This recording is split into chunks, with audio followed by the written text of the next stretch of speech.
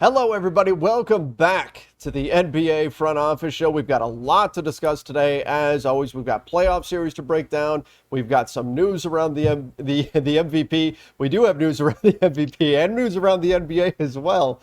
So I guess that's where we should probably start off. Keith, the stock market is getting absolutely destroyed today, so let's talk some basketball to take my mind off of that.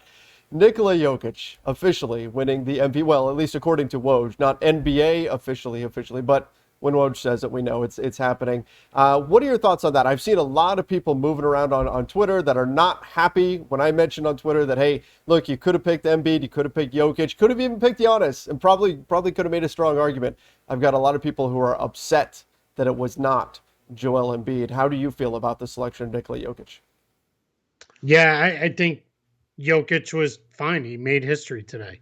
No, or this season, I should say. Nobody has made put up the kind of numbers he put up. His team was good. His team was on par record-wise with both Giannis and Embiid's. I have no issue at all with Jokic winning. I also would have had no issue with Embiid and Giannis.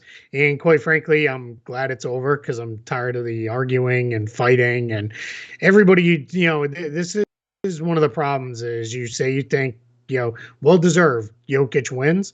That means you hate Embiid and hate Giannis and all this stuff. And then, you're an idiot if you don't support the other guy's candidacy and, all the things that people say, about all this stuff. It's just, it's just aggravating and it's all so disingenuous and just trying to pump people's own guys. So, yeah, I don't, that's all nonsense. I'm just glad it's over more than anything else. There's no one that got burned here in this. There's no one that should have or was snubbed in this situation. Look, there's a lot of players in the NBA that are really good. That's what it comes down to, right? The NBA has a lot of really good basketball players. There were a handful of that were at the top that all could have had arguments to win it.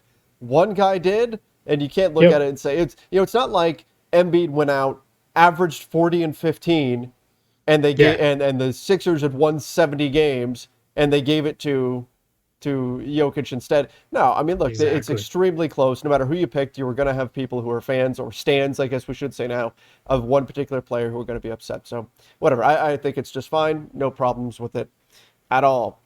All right. Yep. Let's get into some of the playoff series. We've got some news to get into, some coaching stuff and all that, but let's talk some actual games that happened.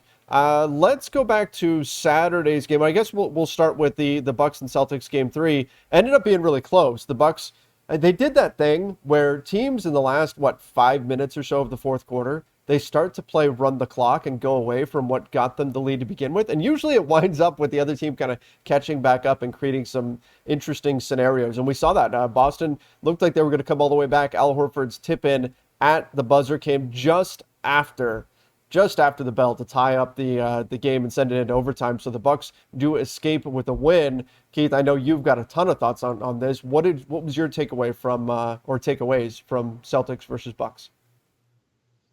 Yeah, it's more kind of thinking of what does Boston need to do differently to win game 4 and even this series back up is Jason Tatum has to show up. Yeah. He was absolutely awful on the offensive end. One of the worst offensive games he's ever played with the Celtics, never mind playoff games, period. It was really, really bad.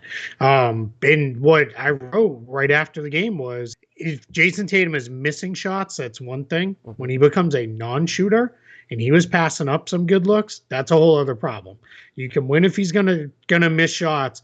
The other guys can step up. If he's not gonna play basketball the right way and he's gonna be like Ben Simmons out there and not shoot, you can't win. It's not going to happen. Might as well pack it up and go. So that's a huge problem. Now, what's encouraging is every single time he's been bad like this in his career, he's been amazing after it. So hopefully, you're looking at a big game 4. Team-wide, they need to quit with the turnovers that are letting the Bucks trigger their transition offense. Milwaukee has struggled all series long to score in the half court against the Celtics defense. They rarely have been able to string together more than 2-3 possessions in a row of good offense in the half court. So it really just turns into, don't turn it over, especially the live ball turnovers, that then let everybody get out and running. Like it really becomes a control that you can control the pace of the game better. And the Celtics have a great shot at winning this. But I mean, those things are all easier said than done. They got to come out and do it. Yeah, I mean, look, you're not going to stop Giannis. We've seen that 42 and 12 from him to go along with 8 assists, 2 steals, 2 blocks. He's a monster.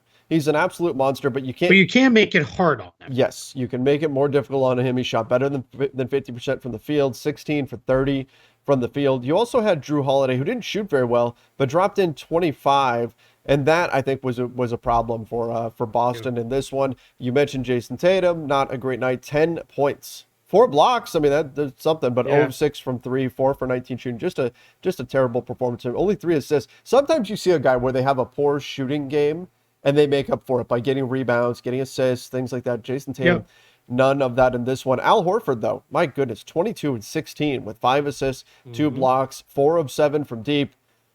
I mean, again, I would assume that he has somehow found the fountain of youth or something like that, because it's like we're seeing 25-year-old Al Horford out there and not 35-year-old. He's been absolutely incredible. Marcus Smart just 1 for 8, came back in this game. Do you think next game he's better because he's a little bit further removed from injury? Yeah, I think so. He looked a little, not a little, he was very out of rhythm. And he looked a little off early in the game, just as far as like it didn't seem like he was fully trusting his leg and all that. But once he kind of get that seemingly sorted, he really was able to get going and play much better. So I do think that is something we'll see. I think he'll be much better around, much better this time around. Okay, let's jump over to the Grizzlies and the Warriors. This has been a fun series, Grizzlies and Warriors. It's been a lot of fun. Obviously, there've been some heated moments. Certainly, no Dylan Brooks in this last one. Obviously, no Gary Payton the second. The Warriors, though, ultimately cruised to a win, 142 to 112 in this one. Now take a 2-1 series lead, and now there's reports that John Morant, Taylor Jenkins, saying he is probably out for Game 4. I want to say that the Grizzlies are in big trouble without Ja, but we've seen this team all season succeed without Ja.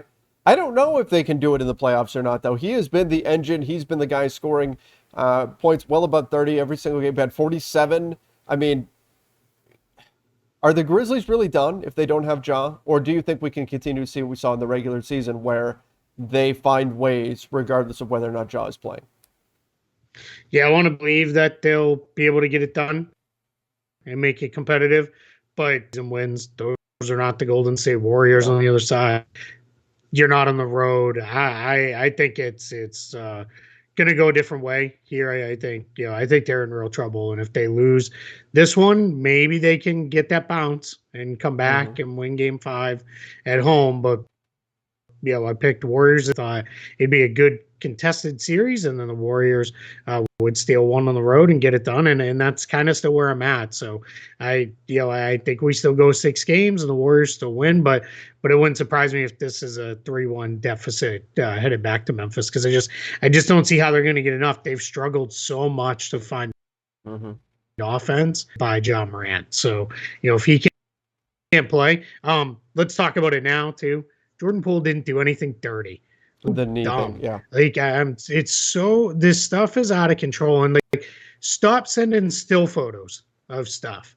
Like it's completely, it has no bearing on what actually happened. Like it's all over Twitter, like all these still photos of different things. Like that's just, it doesn't actually tell you anything about what happened in the course of the play. And I know people like, these are professional athletes, they make a million splits at a time. Yeah, one of those is not, let me grab this guy's knee and pull it. He was reaching for a loose ball and he got his leg. Like it happens. And there prior where it looks a lot more clear, like that's probably where Ja actually hurt himself. There was a drive where he landed super awkwardly. Then he went out and contested a 3 and a knee with one of the Warriors players as he contested, and that was another problem. So it's just dumb. Like now everything has become this referendum on oh, dirty player and Yeah. dirty play, and I mean, great, let's throw everybody out and we'll put mittens on all these guys, wrap them in bubble wrap, and play some different game that's not basketball. Stuff happens. Like, move on. Well, I mean, nerves are a little bit frayed after the Dylan Brooks and Gary Payton II thing. And so I think that's certainly a factor here. Like if that hadn't happened, this probably wouldn't be as big of a deal. But people are reacting because of that, and that's kind of already in people's minds. So I think that's part of it. But still, I look at this game. The Warriors shot 63% from the field and 53% from three. They're tremendous. I don't think they can do that again. But without Ja, I don't know. I mean, Tyus Jones is going to have to step up. DeAnthony Melton's getting more minutes. He's going to have to get going, and even then, it's going to be tough. Dylan Brooks should be back in action, so that helps a little bit just in terms of giving them somebody who can create, at least for himself. But Yeah. I mean, Memphis is. I think they're going to be in a tough spot without Ja. Yep. Agreed. All right, moving on. Let's talk a little bit about Heat 76ers. That series is now tied up at 2 apiece. 2-0 now with Joel Embiid back in the series for the 76ers. James Harden was fired up. The Philly crowd was fired up. This team really had it going. And, Miami did their thing, and there were a few points where it looked like they were going to close the gap, but ultimately Philly was able to get the job done. Now it's a best-of-3 series. What are your thoughts on Philly-Miami? Where is this headed? Yeah, I mean, we said it. It was the other day. We said if Embiid doesn't play, this is done. Mm-hmm. If Embiid plays, they have a chance, and that's exactly what's happened. Philly is a very, very different team with Embiid. Right, breaking news: team is great. One best player MVP candidate. It plays. I mean, we're not trying to be silly here, but obviously, like that is the major difference that has happened. And what he does is he forces Miami out of the defense they want to play because you have to account for him at all times. Mm-hmm. You have to account for him with some size on him, and then the next part of it is changes their defense completely. He is just back there kind of roaming around doing his thing.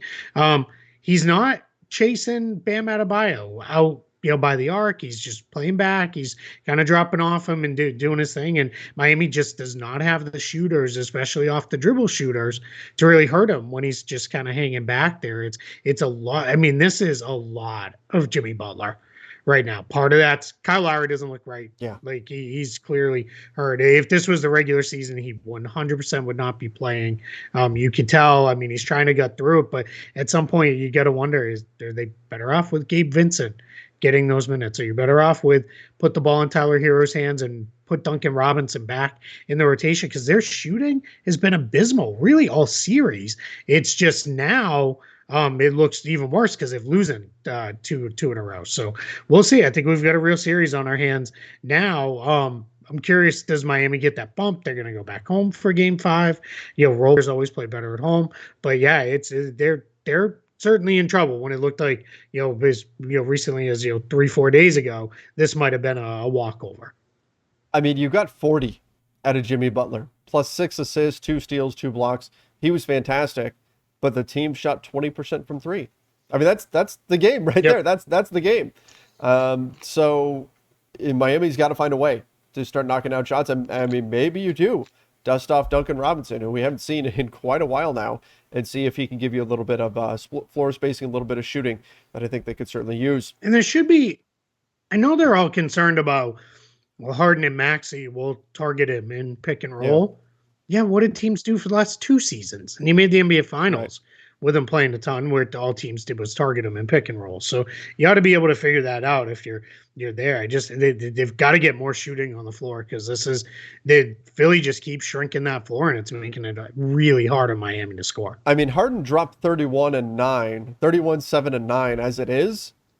I mean, this was his best game of the series. I think he hasn't looked great in the series, but you also got 18 out of Maxey, so you're not really stopping him anyway. Like that's what we saw in this last game. Exactly. So if you're not going to be stopping them anyway, maybe you do need the floor spacing that Duncan Robinson can bring, and the shooting. If you can get obviously better than 20%, that would be ideal. Phoenix and Dallas. My oh my, this series is really starting to get interesting here. Where do we see this thing going? The Mavs now tied it up 2-2, and now we head back to Phoenix. Are the Suns, we said, were the strong favorite going into this series. Are they in trouble here? I mean, maybe-ish. I think Dallas has figured some stuff out defensively. They've switched some stuff. It was weird that Phoenix, after really doing well with going at Luka, especially in game two, it was like 50 plays or something like that they ran at Luka, and they got a ton of points off those.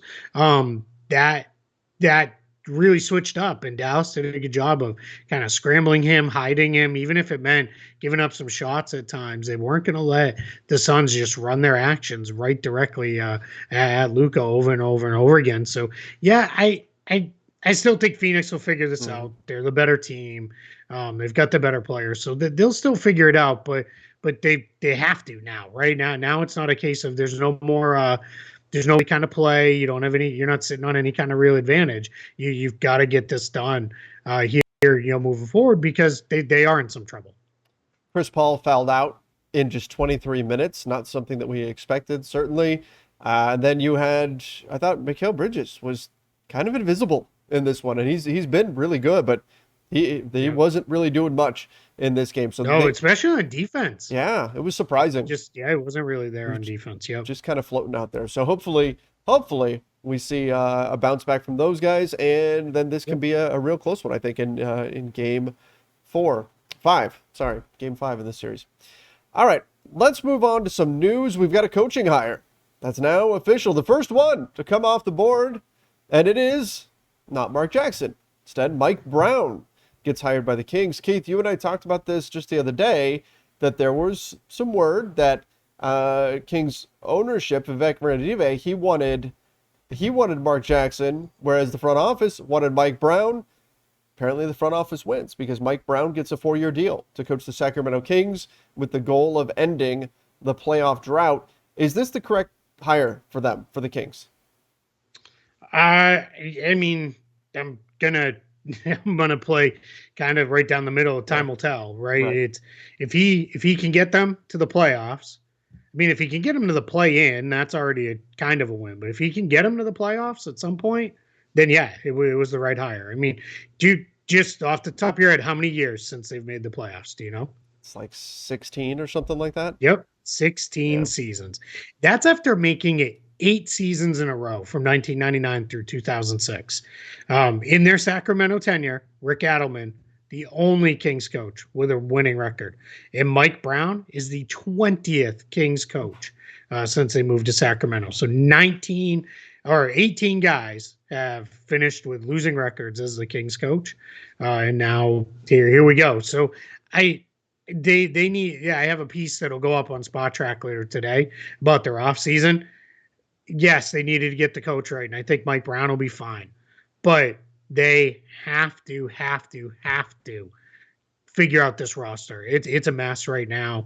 You have to figure out, how do you get Fox and Sabonis playing well together, because that's what you hitched your wagon to moving forward. These are going to be our guys. These are going to be the ones who drive everything for us. These are our franchise duo. If you can't figure that out, boy, you're really going to be in a bad spot. And they've got to get all the pieces right around those two, especially those two guys have not shot well now for, a couple years, and it's very inconsistent and up and down as far as jump shooting goes. Obviously, Sabonis is a great finisher around the rim. Fox is a good driver, but yeah, there's a lot of work to be done for this team for sure. Yeah, I mean, look, Sacramento, we've been calling them the Kangs for a reason. They've made a mess of things for quite a while now.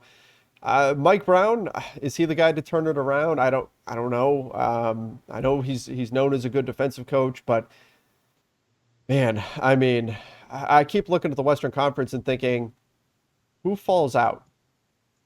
Right? Like, if the Kings are making the playoffs, who falls out right now?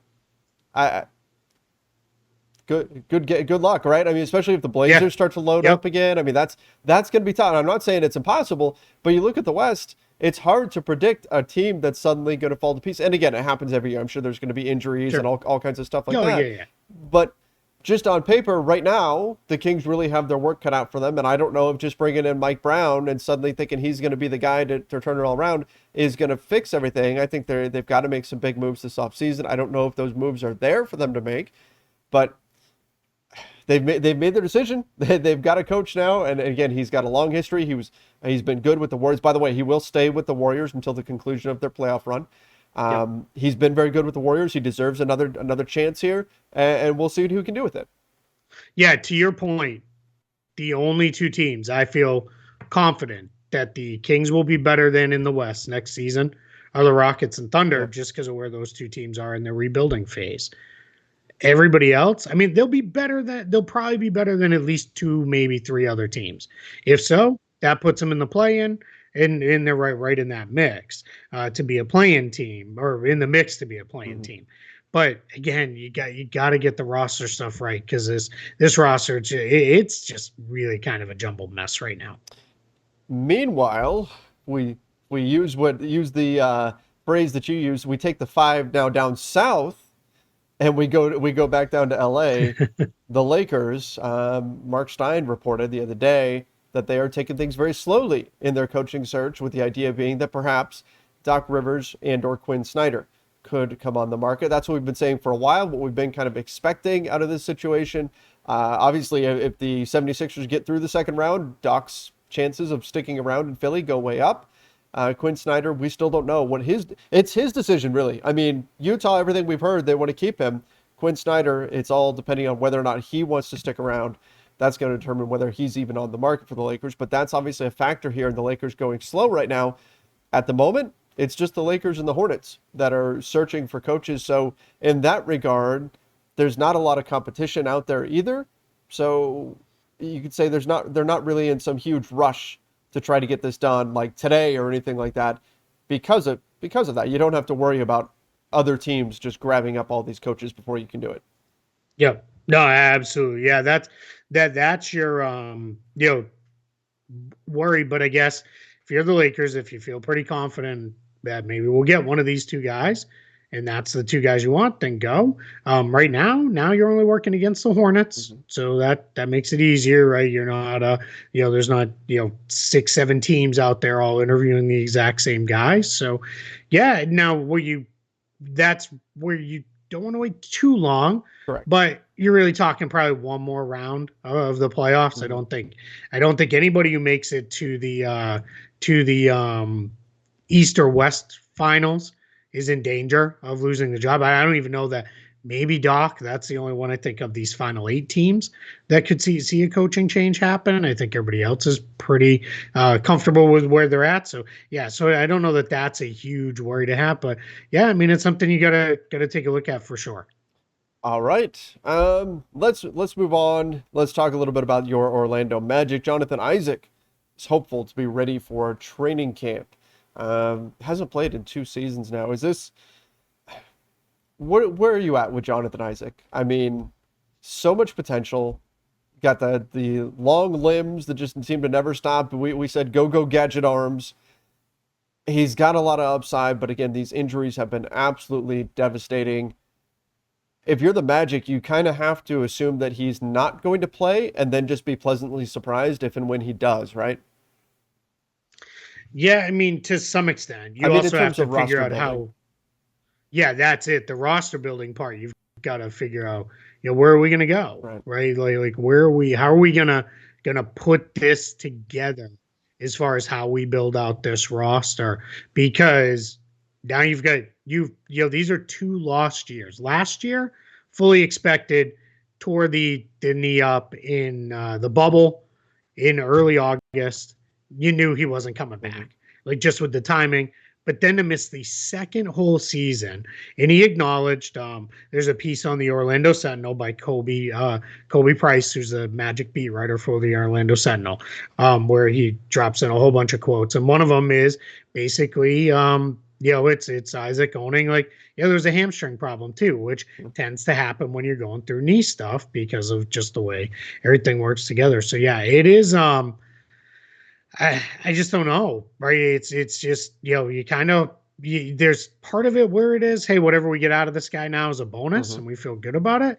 But there's a bigger part of you have a lot of money invested, and you got to start to figure out how we building out the rest of this team. And is he going to be part of this, or is truly our approach just going to be whatever we get, and we move along? I'm keep my fingers crossed for him. Hopeful that he can come back and play because again, he was at one point one of those guys that everybody kind of had their eye on. Like, hey, this guy could be something. This young player, and now he's missed 2 seasons. Hopefully, he can come back and resume his career and then have success this next season. I think he makes Orlando that much more dangerous to have out there. But I mean, beyond just what the team can do, ideally, just get healthy, get him on the floor, and hopefully he can stay there on the floor this season. Exactly. Keith, we got to end with a sad note here. Word broke today. Former Timberwolves player Adrian Payne passed away at the young age of 31. You hate seeing stuff like this, obviously. And we have more detail on it now, too, I didn't which see that. makes it even worse. He was shot to death. Oh, my gosh. Here in Orlando. At a home on Egret Shores Drive is what the press release from the Orange County Sheriff. How it works here in Florida is it's the vast majority of the policing is done by the county, not the cities. So Orange County Sheriff would be the one who would cover. And yeah, Adrian Payne shot to death at a home here in the Orlando area. They do have a suspect who is charged with first-degree murder, and just way too young, 31 years old. I'll never forget with Adrian Payne, the way he was, I'm trying to look it up and I can't remember her name now. I want to say it was Lacey, something when he was at Michigan State. Yeah. She was the young Michigan State fan with cancer, and the way that friendship and bond developed between them, and how that was just it was everywhere as they went on that run. Lacey Holsworth.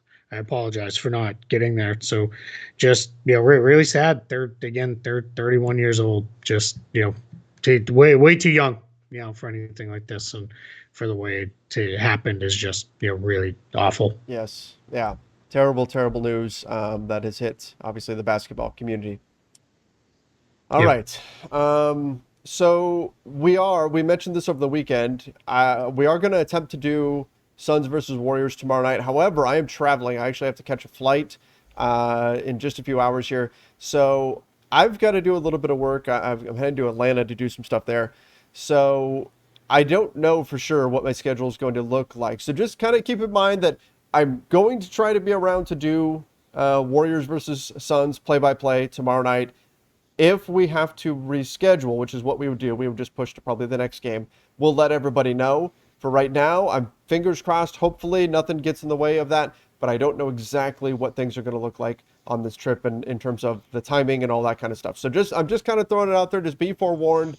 We ideally would like to do this, but some stuff has come up schedule-wise where I don't know 100% that it's going to be there. Should have more details hopefully tomorrow, and then we'll put it out in tomorrow's video. But thank you, everybody, for joining us. Appreciate you guys for coming in. Make sure you do subscribe right here to the NBA Front Office YouTube channel. Don't forget to turn on those notifications as well. Of course, follow us over on Apple Podcasts, Spotify, wherever it is that you listen to podcasts. Till next time, everybody, stay safe and see ya.